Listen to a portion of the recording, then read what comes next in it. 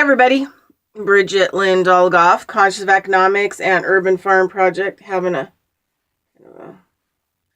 another weird hair morning, but I think I'm going to get my hair cut even shorter, yay! Alright, because it's like, when you're kind of, doing like more farm work and stuff like that, and kind of living out of your car and all that other stuff, it's really difficult to manage your hair. Yeah. Other than putting it in a nice ponytail. So, anyway, I just don't have time to, wash it every day and just goes into a ponytail. All right, so, and the best time for me to do videos right now is like in the morning. Because it's when I have time and it's quiet and my head's a little bit clearer, I think. So, but anyway, this is going to be a story about a dog. So, I'm thinking this was like in 2010. So, my history kind of with working with animals started after I had,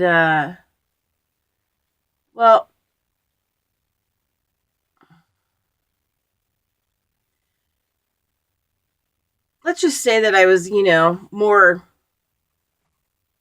interested in nature, and being outside and half dressed, and even in the wintertime. I think the only thing I would change is I'd put long socks on. And, I was chronically sick. I had serious immune system problems. And so, I spent probably the, first section of my life pretty sick. But, I had a major birth trauma, which was the first major head injury that I had. Where they took forceps and literally mashed my head and pulled me out. And it even said on the original birth certificate, forceps used, which was the only statement that was actually made, to indicate. And also my mother was told that I'd probably be, mentally compromised the rest of my life. So I've always kind of like been more involved with nature, more isolating myself, always kind of, I've always been different. And so early on is when I started to like work on animals. So first started, and I've kind of told this story before, but I had 3 reoccurring stigmatas from age 4 to 5, which came with super, super high fevers. Fevers I probably shouldn't have survived. And the burns, the heat in my body burned, the burn stigmatas from the inside out onto my feet, right? And like with all stigmata, rose smells like roses, but there were 2 different symbols that was burned on the bottoms of my feet. And this happened between age 4 and 5. And I believe that I brought, being a star kid, that I brought 2 energies here. And that during these events between 4 and 5 is when they blended with Earth, onto Earth. And this is the thing, is sometimes these are no like simple feats. There are periods where I get like extremely ill for months because I'm, lack of better words, clearing a collective, I guess. So sometimes I'll think it's my own health, and it's really not my own health, and then I'll perk right back up after it's all over. But so, I had those activations between 4 and 5, and then I really was really into healing things, not only healing things, but resurrecting them, like bringing the life back to them. So I started working with bugs, and I used to get in big butt trouble because I used to get the spice jars out of the cabinet, empty all the spices out, and then I would leave the little, hole part, the filter part of the container, because I learned early on that nothing can regenerate, kind of without being able to breathe. So if I put the lid back on while I put my, dead bug into the jar, it didn't do well. And there's some bugs that didn't do well, that or didn't regenerate or didn't come back. And over my lifetime, I've realized, like, the energies that they carry. For example, had really terrible luck with trying to bring back grasshoppers. And the other thing too that I learned early on was, in this reality,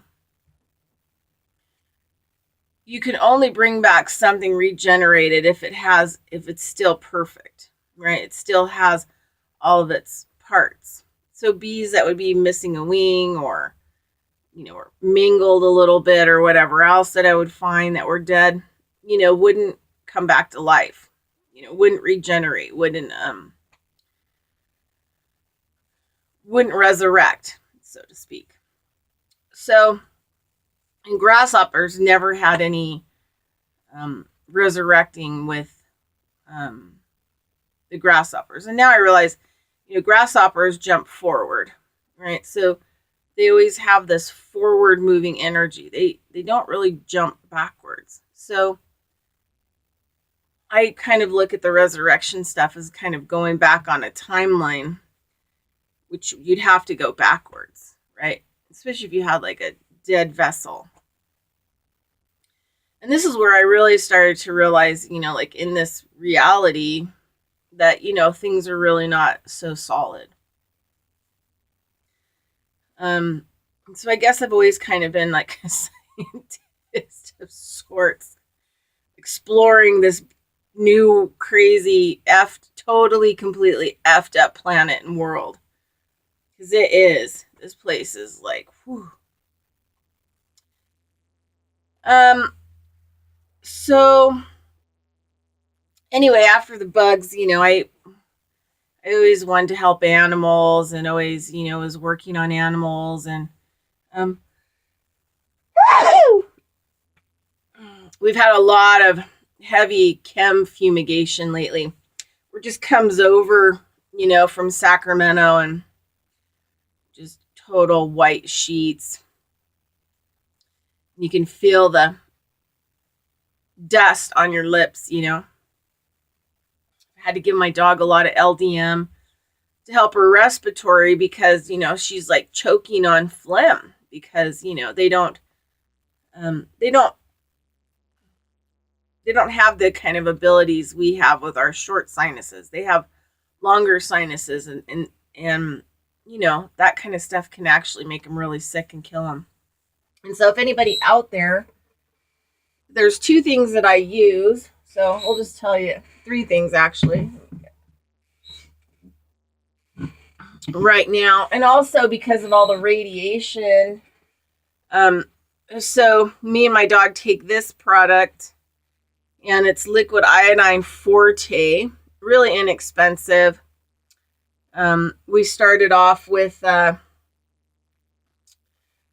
started off with 10 drops a day, and then went down to 5, and I take like anywhere 2 or 3 drops. I mean, the average, thing is, don't let these things on websites freak you out about iodine. But, in Asia, especially like Japan and stuff like that, people eat, kelps and, all these other things, and sea vegetables, and just other stuff that they eat. They're eating like 3,000,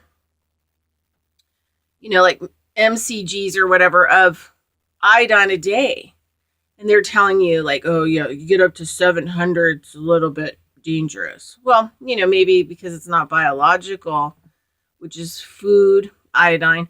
And then remember, let's talk about iodine, because people argue with me all the time that are stupidest workout people. Sorry, I'm just going to go off on a tangent, because people are really stupid. And you know what? They get involved with like these cult-like dietary nutrition and these fake written books, and they don't really even get it. But how can you have potato that would have iodine grown in it if you don't have any iodine in your soil? And if you cook that potato, you're probably going to lose all the nutrient in it. So, I mean, you got it right now, like that one video that just came out. It's on my playlist, disclosure. But the guy's flying over the United States and over the Midwest right now is where a lot of the airborne radioactive fallout is. And it was 1,400 MPGs.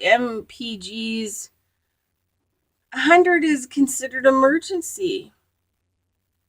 If you're going to fly a lot, you really need to take iodine so that you can not damage your thyroid, and so that you can, start trying to get rid of some of the stuff. And, if you feel like your hair is falling out and stuff like that, all the microwave radiation from the cell phones and the 5G and all that, you're going to have to get yourself moved because, or get an analog meter. If you live in an apartment building, you got like 300 smart meters on that building. You're like full of radioactive material. And it accumulates, right? It gets worse and worse and worse until you have like a giant brain cancer or eye cancer, or I think smart meters, the microwave radiation. The number one thing that they cause is retinal degeneration, which is blindness. Okay, and then we'll get to my dog story. Sorry, I'm kind of gone off on a tangent, but okay, so my dog starts to get nasally or respiratory stuff, especially from the chemtrails, or, they have a lot of these, dog flus these days, like people, because the environment is deadly. So, of course, everything on Earth is going to be sick. Fennel. This is, I don't know, let's see if you can find the little, there you go. Fennel. All right, so this is a fennel tincture, and I use this. Fennel is so great for kennel cough in dogs. So years and years and years ago, I had a blue tick hound. It was like 23, and I moved to Washington State. Ended up shortly after that working with the Lakota Sioux medicine woman apprenticeship for a year. But during that time, I met this other amazing lady who was I'm going to call her a psychic herbalist. And she also made her own herbal products. I mean, I always was amazed by her because it's something that I want to do in my life. Like, I want to have land, and I want to restore the land, and I want to develop the soil, and I want to plant, all kinds of medicine plants, culinary and medicinal plants, and then make my own medicines from them, right? And that's kind of like what I want to do for animals and people and, things like that. Anyway, so I had a dog that I just couldn't get the kennel cough to go away. There was kind of something that happened. My dog ended up getting in the doggy jail.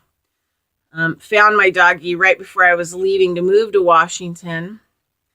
And then we moved up there and couldn't get rid of the kennel cough. And so I was introduced to this woman who is an incredible herbalist, lost contact with her. But she said, oh, I'm going to send you some fennel.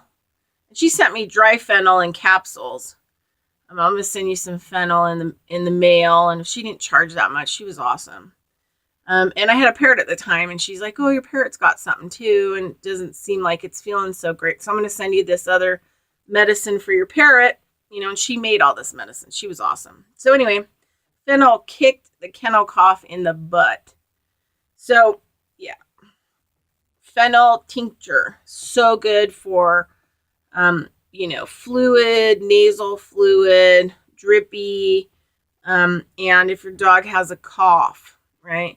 Now, this is the deal. They're breathing in, heavy particles. They're probably never going to get rid of that stuff out of their lungs, right?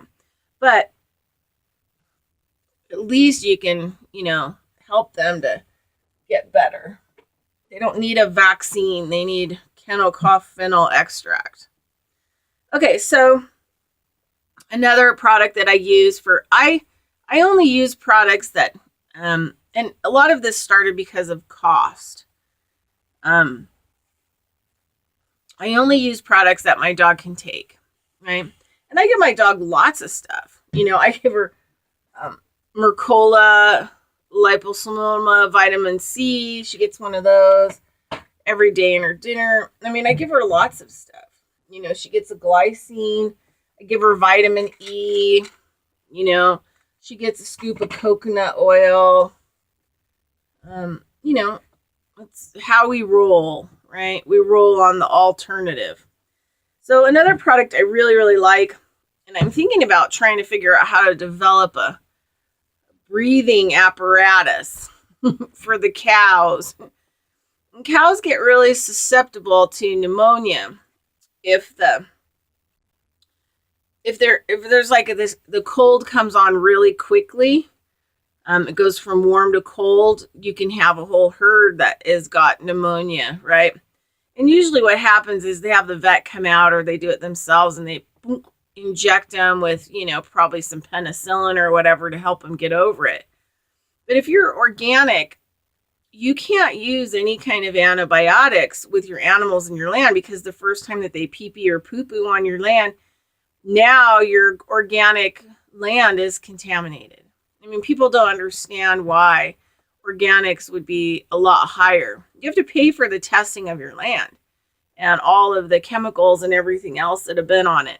And it can take up to 10 years to allow it to fallow and clean itself up. So anyway, mullein, and it's like a tall plant with fuzzy leaves. You can use it for toilet paper, like if you have to go to the bathroom or whatever out in the forest. And mullein is so great. It's part of I carry in my medicine bag. Right now I've got, I have a tobacco that I use for my prayer smokes. So I use a tobacco and a dried lemon balm and a dried mullein. Those are my, in my medicine bag, those are my prayer smokes that I roll up. And if I'm really, really sick, I'll put some mullein in with some weed, marijuana, and I'll smoke that. And then sometimes I'll just smoke the mullein on its own, all dried. It's unbelievable. What it can help with just asthma attacks, because it actually heals the inflammation in the lungs with the smoke.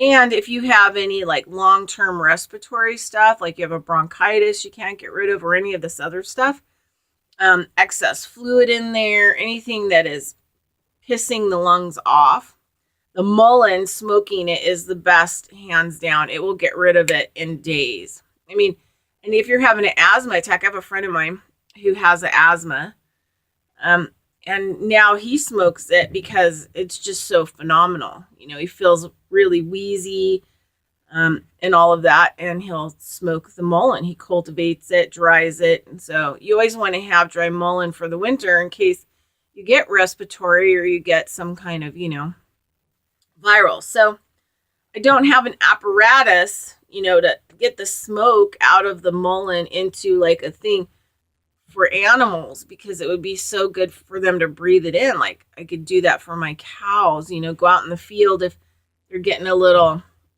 pneumonia-y from the cold snap, and I could give them little mullein smoke treatments.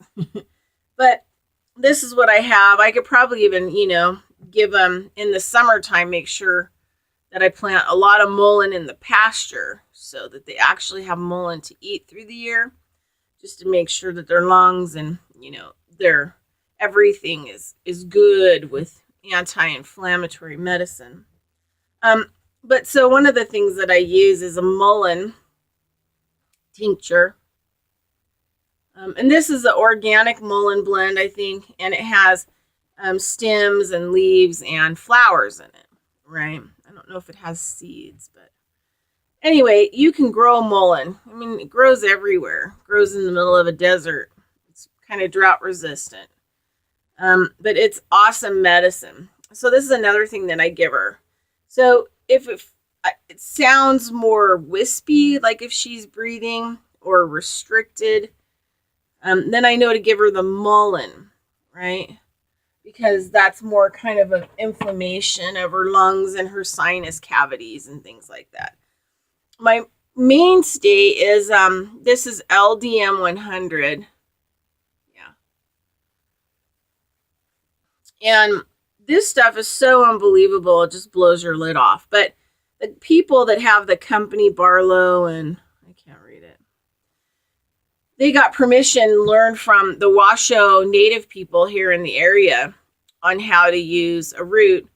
And it's considered, I think, the wild carrot, but underground, it's this root that grows really well, like in Bridgeport and Mammoth and through the Sierra Nevadas.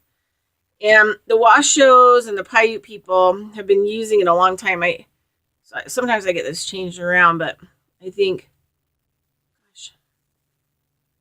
the Paiutes call it Tosa, and the Washoes call it Dosa, or it could be the other way around. Anyway, but I've done ceremony and stuff with Native people who collect it one time a year, and it looks kind of like sweet potato, and then you slice it, and then you can air dry it, and then you can use it for all kinds of stuff, tea, and talk about, like, if you're super sick, how fast this stuff will get rid of your sickness, because it'll dry you so up, like all your mucus, and then you have no reason to cough, and then you don't get an infection in your lungs or your sinuses or anything like that. And so LDM is like major. So when I start getting really mucusy early on, like I've been sneezy, so as soon as the mucusy part starts coming on, then I start hitting the LDM like big time. And I usually have like 2 to 3 jars of this, and it is quite expensive because this is a tincture made from the dosa. But I have had, the wild dried one.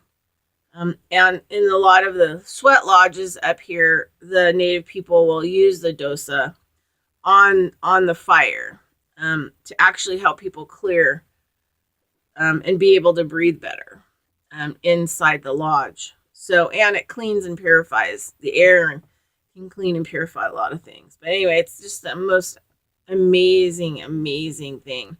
And I give my dog this. So when she gets, like last night, I woke up and she was licking because she couldn't breathe, and I could hear like really thick mucus in there.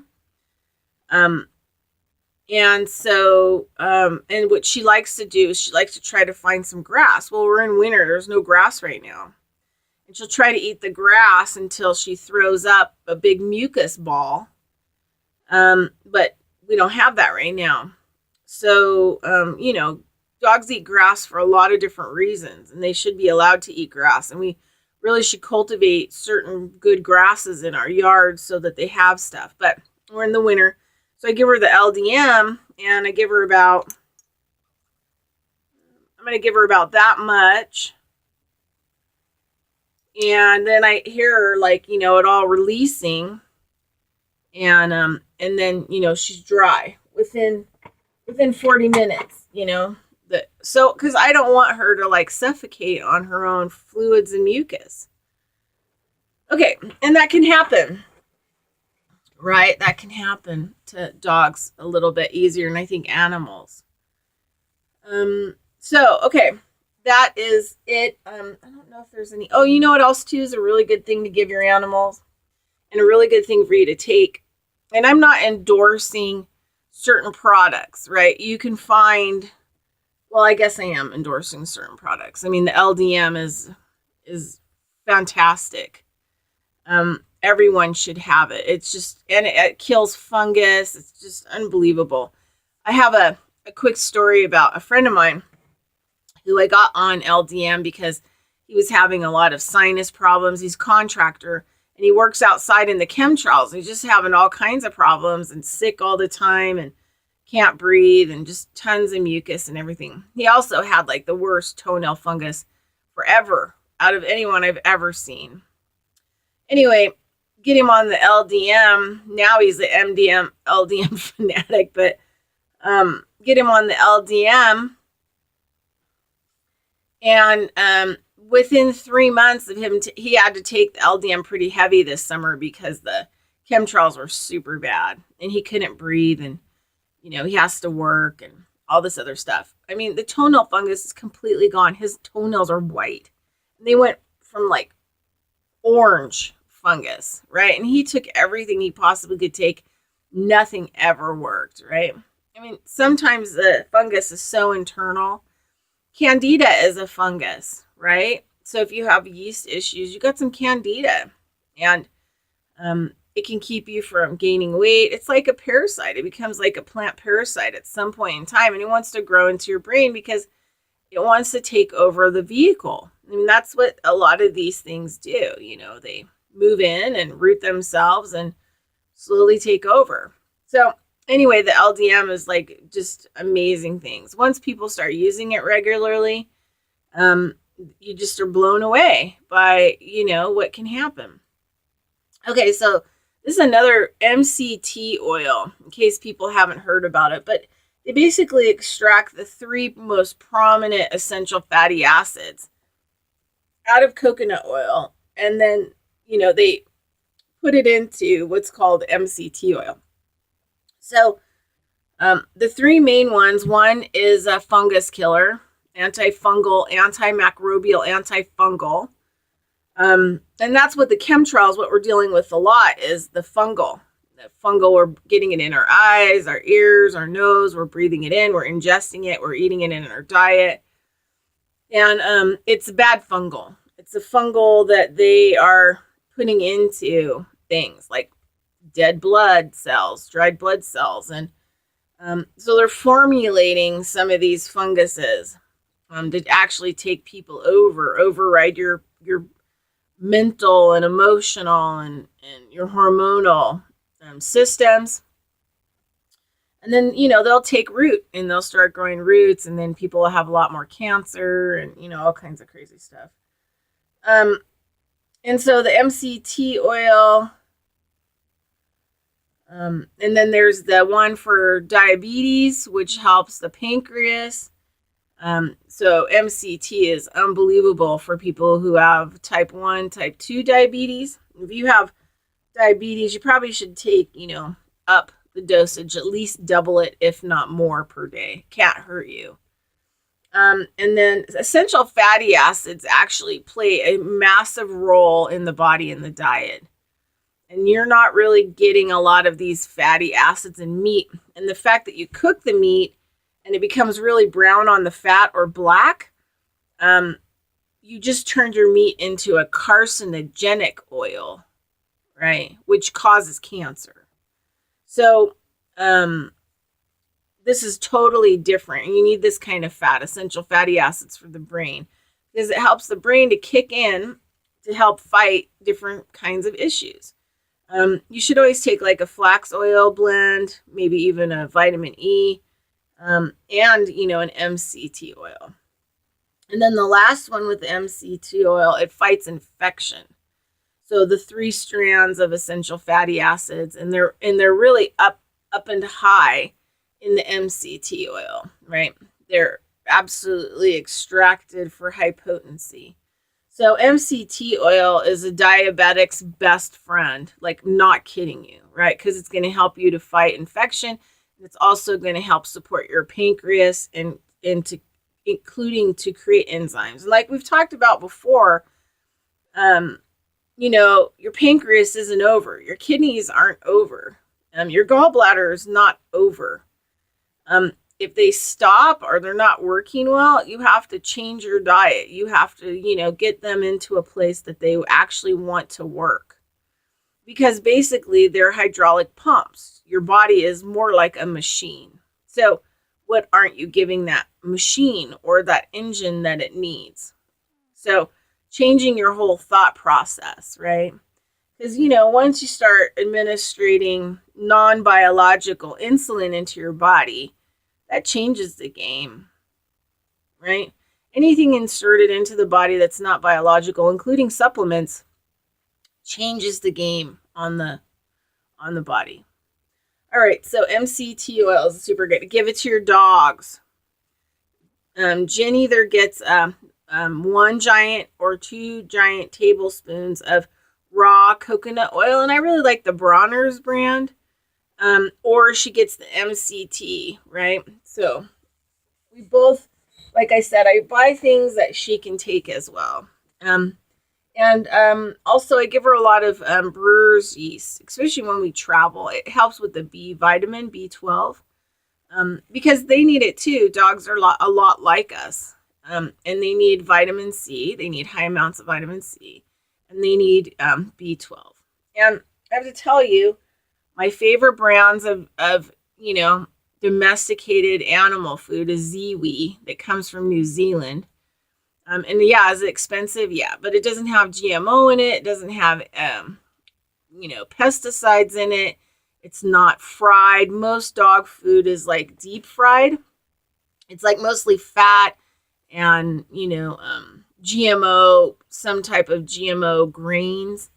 And then they, drop it in and it's like deep fried. So most dog food is like feeding your dog a bag of potato chips. Has zero nutritional value, has tons of fats that they shouldn't be eating, and is terrible for them. But like Ziwi, it's from New Zealand. It's an amazing brand of dog food. I think they do cat food and stuff like that. And 1 bag lasts me a long time because, I might put a little bit of this natural, dog food in. She only gets like 1 cup. And then, she gets, I buy organic chicken legs and she gets 1 leg. I don't give her the bone. And I cook them in the oven in water. So I have a sauce. And so she gets a little chicken sauce with her, chicken leg on her food. And then lately I've been, I either do brown rice or I'm doing a mixed grain, which is killer in this bag.